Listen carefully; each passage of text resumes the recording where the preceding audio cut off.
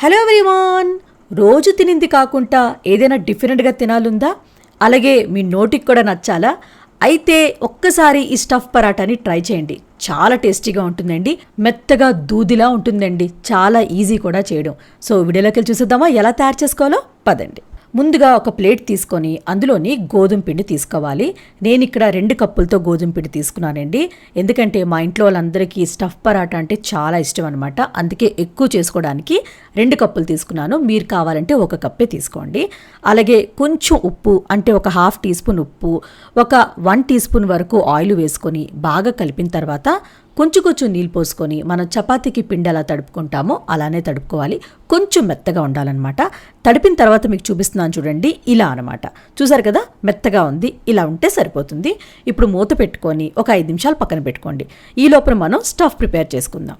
ఇప్పుడు ఉడికించుకున్న బంగాళదుంపలు తీసుకోవాలండి. నేను ఇక్కడ 4 మీడియం సైజు తీసుకున్నాను. ఒక్క విషయం గుర్తుపెట్టుకోండి, ఈ బంగాళదుంపల్ని ఎక్కువగా కుక్ చేసుకోకూడదు అనమాట. అంటే మెత్తగా అవ్వకూడదు. మీరు కుక్కర్లో పెట్టుకుంటే ఒక్క విజిలే ఉంచాలన్నమాట. మెత్తగా అయిపోయింది అనుకోండి, స్టఫ్ అనేది బయటకు వచ్చేస్తుంది అనమాట. మీకు నేను చూపిస్తున్నాను చూడండి, ఇలా కొంచెం గట్టిగానే ఉండాలన్నమాట. ఉడికించిన తర్వాత కూడా ఇలా తొక్క తీసుకొని రెడీగా పెట్టుకోవాలి. ఇప్పుడు మ్యాష్ చేసుకోవాలండి. మీరు చేతితో అయినా మ్యాష్ చేసుకోవచ్చు, లేదనుకోండి ఇలా గ్రేట్ చేసింది ఉంటుంది చూసారా, దాంతో అయినా మీరు గ్రేట్ చేసుకోవచ్చు అనమాట. ఇలా పెద్ద హోల్స్ ఉంటాయి చూసారా, దాంతో చేసుకున్నారనుకోండి ఈజీగా మ్యాష్ అయిపోతుంది. చేత్తో అనుకోండి మీకు బంగాళదుంపలు అక్కడక్కడ పెద్ద పెద్ద పీసెస్ ఉండిపోతుంది. ఇలా గ్రేటర్ యూస్ చేశారనుకోండి ఈజీగా చక్కగా మ్యాష్ చేసేసుకోవచ్చు అనమాట. ఎక్కడ కూడా మీకు పీసెస్ ఉండవు. మొత్తం మ్యాష్ చేసిన తర్వాత ఇదంతా బౌల్లో షిఫ్ట్ చేసేసుకోవాలి. ఇప్పుడు ఒక 2 పచ్చిమిరపకాయలని చిన్నగా కట్ చేసుకొని తీసుకోవాలి. మీరు కొంచెం కారం ఎక్కువ ఇష్టపడితే పచ్చిమిరపకాయ ఇంకోటి యాడ్ చేసుకోవచ్చండి. అలాగే ఒక మీడియం సైజ్ ఉల్లిపాయను కూడా చిన్నగా కట్ చేసుకొని తీసుకోవాలి. తర్వాత కొత్తిమీర కూడా మీరు చిన్నగా కట్ చేసుకొని వేసుకోవాలన్నమాట. తర్వాత ఒక 1 టీ స్పూన్ కారం, ఒక 1 టీ స్పూన్ ఉప్పు అనేది చెక్ చేసుకొని మీ టేస్ట్ ప్రకారంగా మీరు యాడ్ చేసుకోండి. అలాగే ఒక 1 టీ స్పూన్ ధనియాల పౌడరు, 1/2 టీ స్పూన్ జీలకర్ర పౌడరు, ఒక 1 teaspoon chaat masala compulsory వేసుకోండి, అప్పుడే మంచి రుచి వస్తుంది. ఈ మసాలాలన్నీ వేసిన తర్వాత ఇందులో బాగా కలిసినట్టు కలుపుకోవాలండి. చూడండి, కలిపిన తర్వాత మీకు చూపిస్తున్నాను. స్టఫ్ అనేది ఇలా గట్టిగా ఉండాలన్నమాట. చూడండి, మెత్తగా లేదు. మెత్తగా అంటే పేస్ట్ లాగా ఉందనుకోండి, స్టఫ్ బయటకు వచ్చేస్తుందండి పరాటా చేసినప్పుడు. సో స్టఫ్ అనేది రెడీ అయిపోయింది కదండి. అలాగే పిండి కూడా చక్కగా నానిపోయింది. ఇప్పుడు చిన్న చిన్న ముద్దలు తీసుకొని ఉండల్లాగా చుట్టుకొని రెడీగా పెట్టుకోవాలి. మీడియం సైజు ఉండల్లాగా తీసుకోవాలన్నమాట. ఇప్పుడు రొట్టెల పీట తీసుకొని అందులో కొంచెం పొడిపిండి వేసుకోవాలి.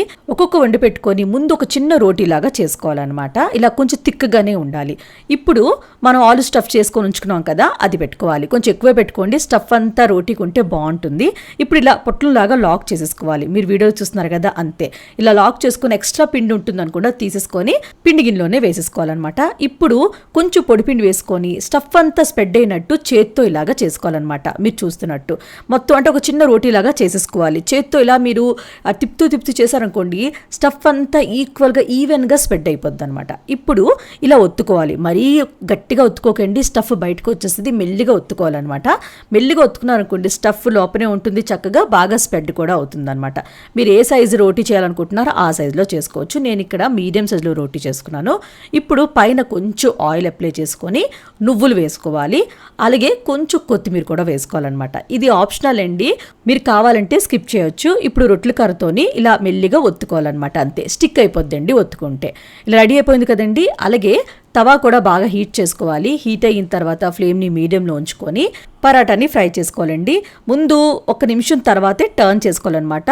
రెండో వైపు కూడా కొంచెం ఫ్రై అవ్వాలన్నమాట. ఇలా టర్న్ చేసాక అట్లగరతో కొంచెం ఇలా ఒత్తుకున్నారనుకోండి, అన్ని వైపులు చక్కగా ఈవెన్గా ఫ్రై అవుతుంది. అలాగే కొంచెం నెయ్యి అయినా బటర్ అయినా ఆయిల్ అయినా అప్లై చేసుకోవాలి. మళ్ళీ టర్న్ చేసుకోవాలండి. 2 వైపులు గోల్డెన్ కలర్ వచ్చిన వరకు ఫ్రై చేసుకోవాలి. 2 వైపులు మీరు ఆయిల్ అయినా నెయ్యి అయినా బటర్ అయినా అప్లై చేసుకోవాలన్నమాట. అంతే. చూడండి, స్టఫ్ అసలు బయటికి రాలేదు, ఎంత చక్కగా ఫ్రై అవుతుంది కదా. 2 వైపులు గోల్డెన్ కలర్ వచ్చిన వరకు ఫ్రై చేసుకోవాలన్నమాట. నెయ్యి అయినా బటర్ అయినా అప్లై చేస్తే ఇంకా టేస్టీగా ఉంటుందండి. చూడండి, గోల్డెన్ కలర్ వచ్చేసింది కదా, అంతేనండి. ఇప్పుడు ఇది తీసుకొని మీరు వేరే ప్లేట్లో వేసేసుకోవాలన్నమాట. ఇలాగే మీరు అన్నీ చేసేసుకోవాలండి. చూసారు కదా ఎంత ఈజీగా ఉందో, చాలా టేస్టీగా ఉంటుందండి. పిల్లలకి బాక్స్లో పెట్టడానికి కూడా బాగుంటుంది. పిల్లలు ఇష్టపడి తింటారు. బాక్స్లో పెట్టినప్పుడు మాత్రం మీరు బటర్ పేపర్ యూజ్ చేయండి. మనం వేడి పరాటా పెడతాం కదండి, బాక్స్ క్లోజ్ చేసినప్పుడు వాటర్ రిలీజ్ అయిపోద్ది అనమాట. బటర్ పేపర్ యూజ్ చేశారనుకోండి, ఫ్రెష్గానే ఉంటుంది. అంతేనండి ఈరోజు వీడియో. తప్పకుండా ట్రై చేయండి, మీకు నచ్చుతుంది. ట్రై చేశాక నచ్చిందో లేదో కమెంట్ బాక్స్లో కమెంట్ చేయండి. అలానే లైక్ చేయండి, షేర్ చేయండి. ప్లీజ్ కృతికా వంటల ఛానల్కి సబ్స్క్రైబ్ చేయడం మాత్రం మర్చిపోకండి. మనం నెక్స్ట్ వీడియోలో మీట్ అవుదాం. Bye bye.